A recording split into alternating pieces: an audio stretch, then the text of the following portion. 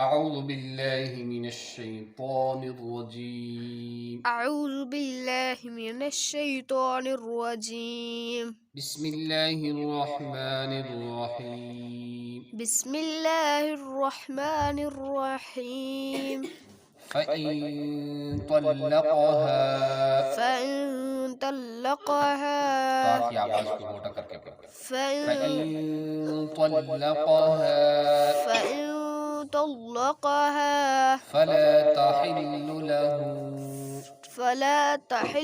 له من بعد من بعد حتى تنكح غيره حتى تنكح غيره حتى تنكح زوجا غيره حتى تنكح زوجا غيره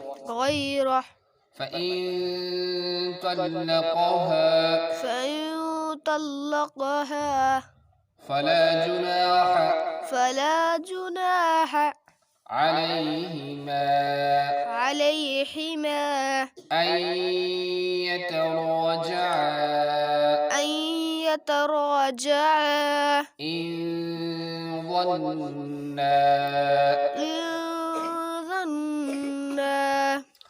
أن يقيما حدود الله हाथ ठीक से निकालो حدود الله وتلك حدود الله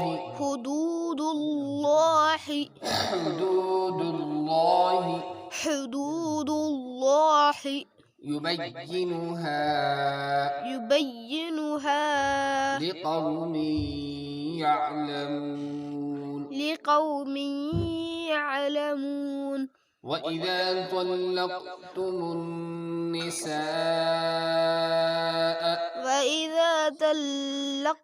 النساء فبلغن أجلهن فأمسكوهن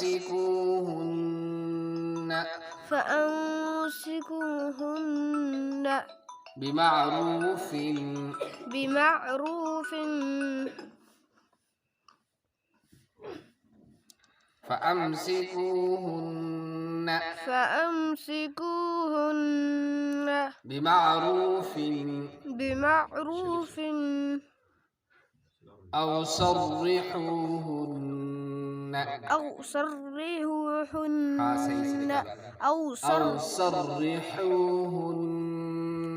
أو صرحوهن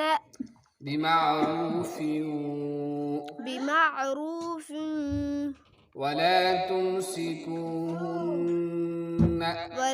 تمسكوهن ضرارا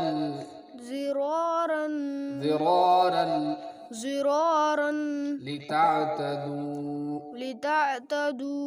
ومن يفعل ذلك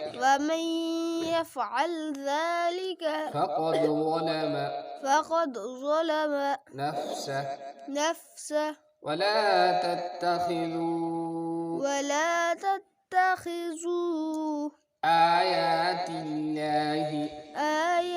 الله هزوا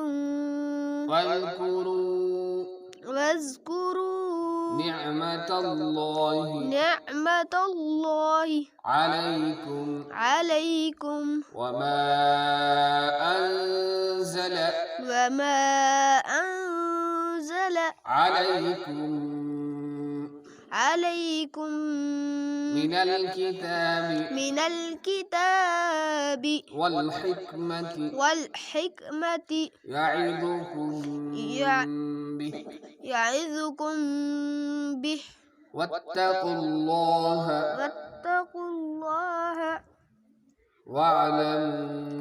واعلموا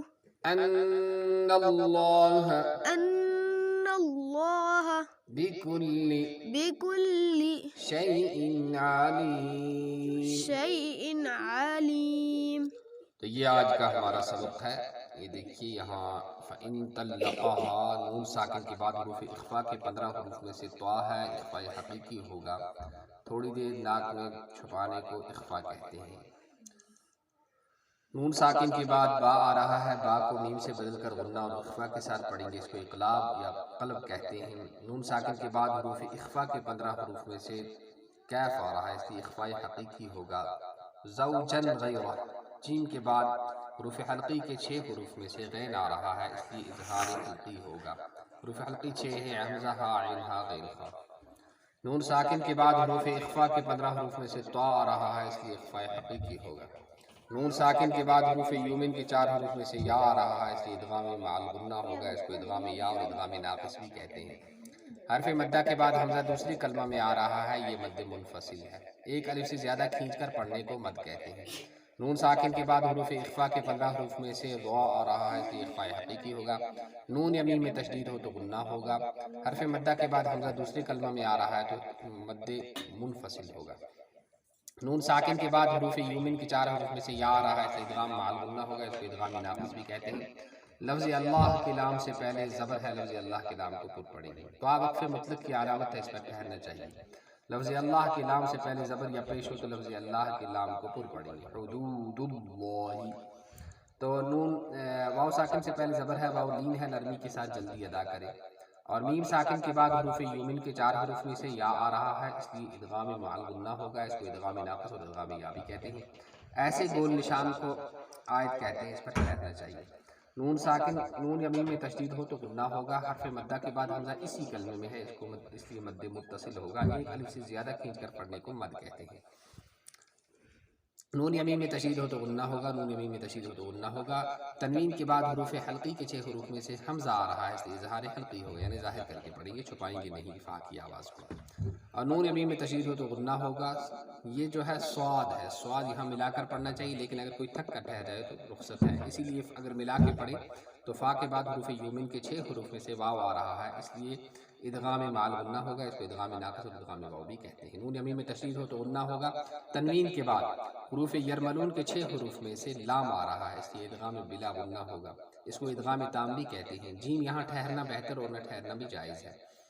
نون ساکن کے بعد حروف یومن کے 4 حروف میں سے یا آ رہا ہے، اس لیے ادغام مع الغنہ ہوگا، اس کو ادغام ناقص بھی کہتے ہیں.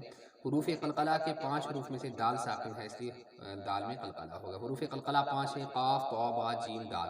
جب ان پر جزم ہو تو ان کی آواز ٹکر کھا کے الگ ہو جاتی ہے، اس کو قلقلہ کہتے ہیں. تو وقف مطلق کی علامت ہے، اس پر ٹھہرنا چاہیے. اور حرف مدہ کے بعد حمزہ دوسری کلمہ میں ہے، اس لیے مد منفصل ہوگا. لفظ اللہ کے لام سے پہلے زیر ہے، لفظ اللہ کے لام کو باریک پڑھیں گے. زا یہاں نہیں ٹھہرنا چاہیے. اور واو ساکن واو پر 2 زبر کی تنوین کے بعد حروف یومن کے 4 حروف سے واو آ رہا ہے، اسے ادغام مع الغنہ ہوگا. واو ساکن سے پہلے پیش ہے تو واو مدہ ہوگا. لفظ اللہ کے لام سے پہلے پیش ہے تو لفظ اللہ کے لام کو پر پڑھیں گے. میم ساکن کے بعد واو اور میم کے علاوہ اور کوئی حرف بالخصوص واو یا فا آ جائے تو اظہار شفی ہوگا. حروف مدہ کے بعد حرف مدہ کے بعد حمزہ دوسری کلمہ میں آ رہا ہے، اس لیے مد منفصل ہوگا. نون ساکن کے بعد حروف اخفا کے 15 حروف میں سے زا آ رہا ہے، اس لیے اخفا حقیقی ہوگا. میم ساکن کے بعد دوسرا میم آ رہا ہے، اس لیے میم کو میم کے ساتھ ملا کر غنہ کے ساتھ پڑھیں گے، اس کو ادغام شفی کہتے ہیں. اور میم ساکن کے بعد با آ رہا ہے، اس لیے اخفا شفی ہوگا، یعنی میم کی آواز کو ناک میں تھوڑی دیر روکیں گے. تو وقف مطلق کی علامت ہے، اس پر ٹھہرنا چاہیے. اور لفظ اللہ کے لام سے پہلے قاف پر پیش ہے تو لفظ اللہ کے لام کو پر یعنی موٹی آواز کے ساتھ پڑھیں گے. واتقوا اللہ. حرف مدہ کے بعد حمزہ دوسرا کلمہ میں ہے، اس لیے مد منفصل ہوگا. نون یا میم میں تشدید ہو تو غنہ ہوگا. لفظ اللہ کے لام سے پہلے زبر ہے تو لفظ اللہ کے لام کو پر پڑھیں گے. تنوین کے بعد حروف حلقی کے 6 حروف میں سے عین آ رہا ہے، اس لیے اظہار حلقی ہوگا. تو 2 زیر یا 2 پیش پر وقف کرنا ہو تو آخری حرف کو جزم دے کر سان توڑ دیں، جیسے علیم سے علیم. تو ایک بار سنیے، اس کو اچھی طرح سے پڑھیے اور بعد میں واٹس ایپ پہ کیجیے اور وائس میسیج بھی کیجیے تاکہ ہم دیکھ سکیں کہ آپ کتنا صحیح پڑھ رہے ہیں، اور کہیں اگر غلطی ہو تو ہم وہ بتا دیں گے. اعوذ باللہ من الشیطان الرجیم. بسم اللہ الرحمن الرحیم.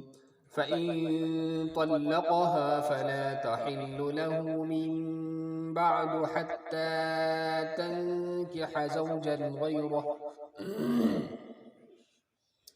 فإن طلقها فلا جناح عليهما أن يتراجعا إن ظنا أن يقيما حدود الله وتلك حدود الله يبينها لقوم يعلمون وإذا طلقتم النساء فبلغن أجلهن فأمسكوهن بمعروف أو سرحوهن بمعروف